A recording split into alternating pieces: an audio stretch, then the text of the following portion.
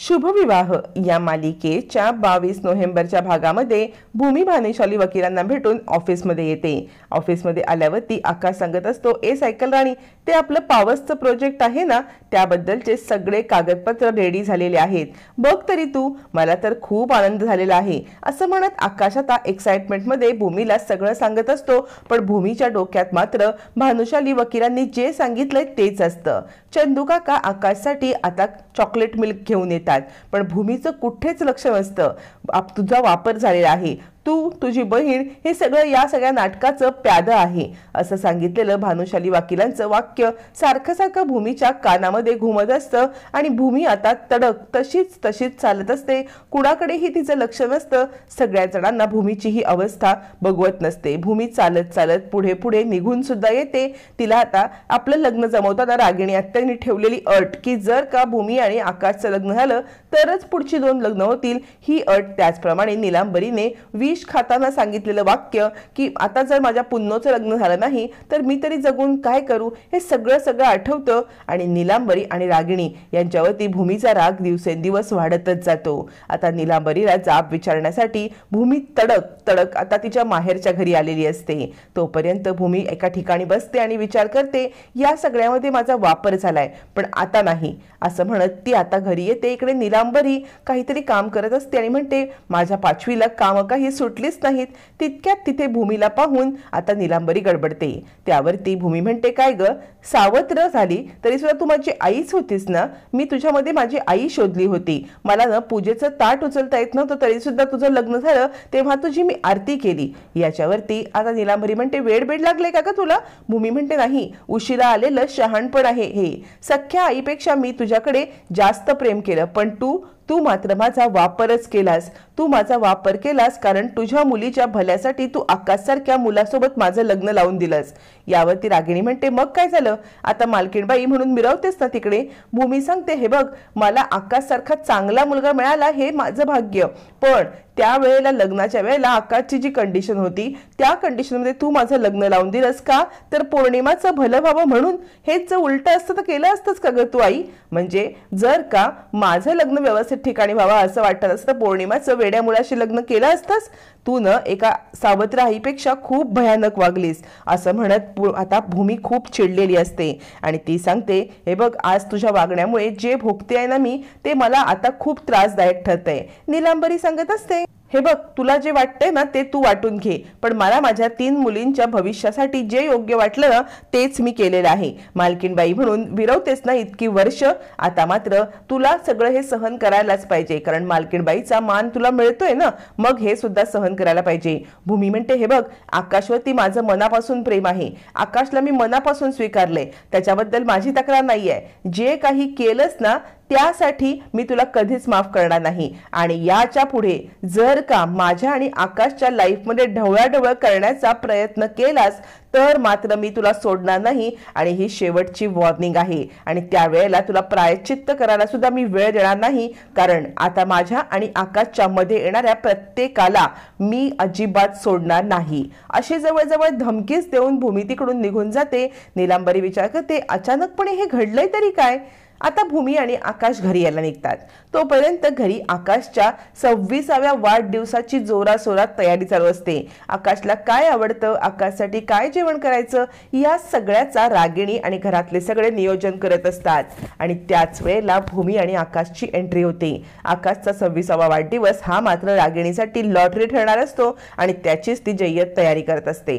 तोपर्यंत भूमी आणि आकाश येतात आणि भूमी सगळं यांचं बोलणं ऐकत असते। आकाश म्हणतो, ए मला सांगा ना, कसलं काय प्लॅनिंग चाललेलं आहे, मला कळलंच पाहिजे काय प्लॅनिंग आहे। आणि भूमी रागिणीकडे पाहते, आकाशच्या वाढदिवसाचं चाललेलं प्लॅनिंग बघते आणि तिला पुन्हा एकदा भानुशाली वकिलांचं म्हणणं आठवतं। भानुशाली वकिलांनी सांगितलेले क्लूज आठवतात की लग्न तुमचं 4 महिन्यापूर्वी झालं असलं तरी याची मुहूर्तमेढ आधीपासून रोवली गेलेली आहे। 26 वर्षाचा आकाश झाला आणि लग्न नाही झालं तर सगळ्या प्रॉपर्टीचा ट्रस्ट होणार आणि हा ट्रस्ट होऊ नये, ती प्रॉपर्टी आपल्यालाच मिळावी यासाठी हे केलेलं कारस्थान आहे, डोळे उघडे ठेवून पहा, खरा गुन्हेगार तुम्हाला नक्की दिसेल. भूमीला खरा गुन्हेगार तर सापडलेला असतो, पण पुरावा शोधणं बाकी असतं.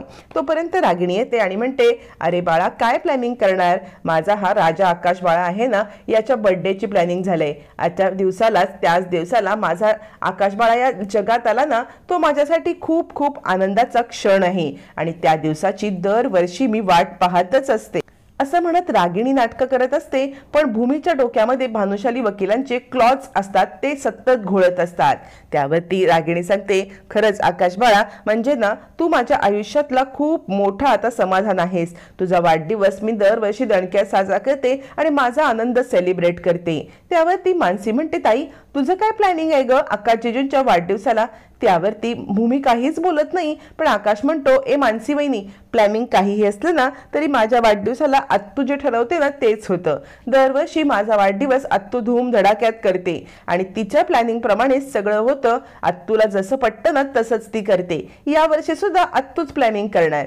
याच्यावरती रागिणी म्हणते, खरंच ग माझं आकाश बाळ, असं म्हणत ती आकाशला मिठी मारते. इकडे आता राजा काका म्हणतात, म्हणजे असं वाटतच नाही की रागिणी आकाशची आत्या आहे, अगदी आईपेक्षा खूप प्रेम करते ती. याच्यावरती अथर्व म्हणतो, हो हो, मला तर माहितीच आहे की माझी आई माझ्यापेक्षा आकाशवरतीच जास्त प्रेम करते. आजी म्हणते, हो तर आकाशची आई गेल्यावरती कसं सांभाळायचं त्याला, मला मोठा प्रश्नच पडला होता. पण त्याच वेळेला रागिणीने पुढाकार घेतला. भूमी या सगळ्यांच्या समोर उभी असते खरी, पण तिच्या डोक्यात भानुशाली वकिलांचे विचार सतत चालू असतात. त्यांनी सांगितलेले एक एक क्लॉज ती आता रागिणीवरती परफेक्ट लागू होतात, हाच विचार करत असते. त्यावरती रागिणी सांगत असते, आकाश बाळा, आता तुझ्या वाढदिवसाला तुला जे आवडेल ते सगळं करायचं आहे.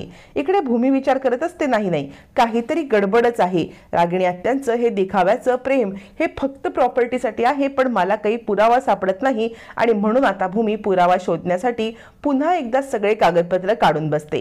तोपर्यंत आकाश आपल्या रूम मध्ये आलेला असतो आणि तो सांगत असतो, टूटू, तुला माहितीये का, माझी आत तू माझा वाढदिवस सेलिब्रेट करणार आहे आणि त्यासाठी आता मी तुम्हाला सगळ्यांना इन्व्हाइट करणार आहे. टूटू, तुला मी नवीन कपडे घ्यायला सांगणार आहे आणि तुझ्या सगळ्या फ्रेंडला इन्व्हाइट करणार. आकाशची बडबड चालू असते, पण भूमी इकडे महत्वाचे कागदपत्र, म्हणजे ज्या तारखेला मृत्यूपत्र झाली ती तारीख, त्यानंतर 2 दिवसानंतर बरोबर आता मृत्यूपत्र केलं ऍक्सिडेंटच्या 2 दिवसानंतर, हे सगळं शोधून काढण्याचा प्रयत्न करत असते. आकाश म्हणत असतो, सायकल राणी, वाढदिवसाला तू काय तयारी करणार? पण भूमीचं कशातच लक्ष नसतं. सगळे कागदपत्र काढून भूमी आता ऍक्सिडेंटची तारीख, त्यानंतर त्यांनी केलेले मृत्यूपत्राची तारीख, हे सगळं पडताळा करत असते. आकाश म्हणतो, टूटू, हल्ली सायकल राणी खूप बिझी असते, तिला आपल्यासोबत बोलायला पण वेळ नसतो. पण भूमीला खरंच वेळ नसतो. भूमी विचार करत असते की ज्या 2 दिवसामध्ये ऍक्सिडेंट नंतरच्या हे मृत्यूपत्र करण्यात आलं, त्यावेळेला आकाशच्या कंडिशन बद्दल बाबांना, म्हणजेच आकाशच्या बाबांना काय माहिती होतं, काहीच कळत नाहीये. असं कोणत्या कंडिशन मध्ये त्यांनी अशा प्रकारचं मृत्यूपत्र केलं की 26 वर्षाचा आकाश झाल्यावर लग्न झालं नाही तर ट्रस्ट होईल, त्यांचा यामागे काय हेतू होता, हे सगळं आता भूमी अचूक सगळं शोधून काढते आणि भूमीच्या हातामध्ये खूप मोठा क्लू मिळतो. आता भानुशाली वकिलांनाच हाताशी धरून भूमी खूप मोठा प्लॅन करते आणि पौर्णिमाला निलांबरीच्या इकडे बोलवते आणि आता स्वतः भानुशाली वकील आणि स्वतः भूमी पौर्णिमाला आता घेरतात. भूमी पौर्णिमाला म्हणते, लवकरात लवकर बोल, तुला कोणी सांगितलं होतं प्रॉपर्टीच्या पेपरवरती माझ्या सह्या घ्यायला? कारण या सगळ्यामधून तुझी आता सुटका नाही. भूमीसोबत भानुशाली वकील सुद्धा असतात, त्यामुळे एवढ्या मोठ्या वकिलांना घेऊन आलेल्या भूमीसमोर तरी सुद्धा पौर्णिमा खोटं बोलते आणि म्हणते, मला वाटलं करावं म्हणून मी केलं, मला वाटलं प्रॉपर्टी आत्यांच्या नावावरती करावी जेणेकरून ती सगळी प्रॉपर्टी माझ्या नावावरती होईल. असं म्हणत धादांत खोटं बोलत पौर्णिमा मात्र आता भूमीला पचवण्याचा किंवा फसवण्याचा प्रयत्न करत असते. पण हा प्रयत्न फेल ठरतो ज्या वेळेला भूमी फाडकन एक पौर्णिमाच्या थोबाडीत देते आणि म्हणते, खरं बोल, खरं सांग, तुला हे करायला कोणी भाग पाडलं होतं? आता पौर्णिमाकडे पर्याय नसतो खरं बोलण्याशिवाय. मग पौर्णिमा सगळं सत्य धडधडीत सांगायला लागते. पौर्णिमा सांगते, हे सगळं करण्यासाठी मला आईंनी प्रेशराईज केलं होतं. आईंनी मला या पेपरवरती सह्या घेण्यासाठी सांगितलं, मी फक्त एक प्याद होते आणि हे सगळं भूमी आता मोबाईलमध्ये रेकॉर्ड करते. तिला आता रागिणीच्या विरुद्ध भरभक्कम पुरावा पाहिजे असतो, म्हणून एक पुरावा घेऊन दुसरा पुराव्यासाठी आता भूमी रागिणीला रंगेहात पकडते। रागिणी आता रघु काकांना मारण्यासाठी आलेली असते आणि ती म्हणते, तू भूमीला सगळं काही सांगण्याच्या आधीच मी तुझा खेळ संपवणार आहे, असं म्हणत रघु काकाला मारण्यासाठी रागिणीने हात पुढे करताच तिकडे आता भूमी येते, रागिणीचा हात वरचेवर पकडते आणि आत्या थांबा, तुमचा खेळ संपलाय असं म्हणत भूमीने डॅशिंग एंट्री करताच रागिणीचा खेळ खरंच संपलेला असतो। ती आता भूमीकडे पाहतच बसते।